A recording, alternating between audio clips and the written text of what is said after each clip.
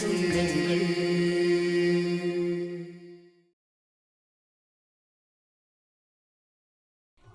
மட்டும் ஏமா அங்க நிக்கிற?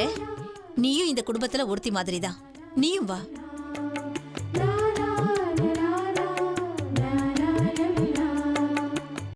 நான் அமர் கிட்டையும் நித்யா கிட்டையும் போய் அவங்க முன்னாடி அழுது புலம்புனா அவ்வளவுதான்.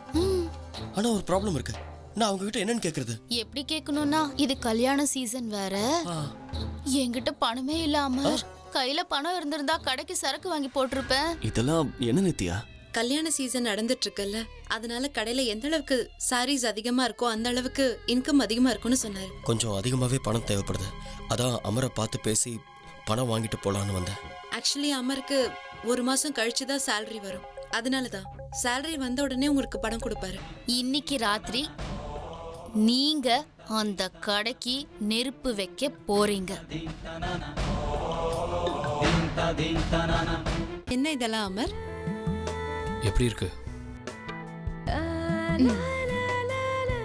ரொம்ப அழகா இருக்கு.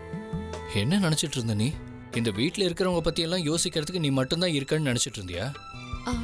இல்லையே. என்ன இல்லையே? நான் 24 மணி நேரமும் உன்னை பத்தி தான் யோசிச்சுட்டு இருக்கேன். நிஜமா? நிஜமா. நீங்க அப்படியே என்ன மாதிரி. உன்னோட புருஷனாச்சே.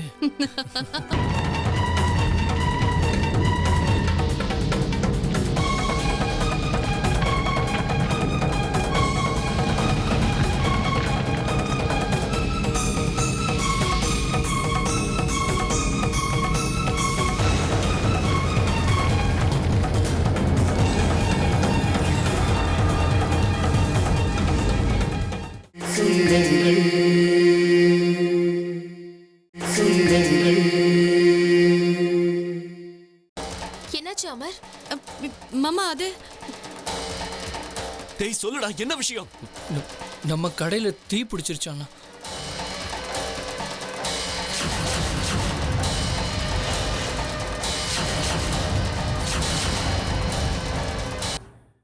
போலீஸ் ஸ்டேஷன்ல இருந்து வராங்க ரிப்போர்ட் எழுதிக்கிறதுக்கு.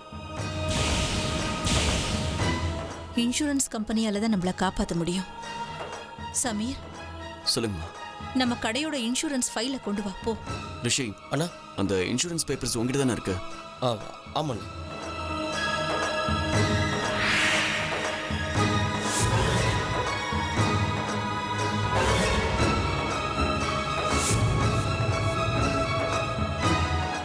இந்த செக்கை நான் பேங்க்ல டெபாசிட் பண்ண மறந்துட்டேனே.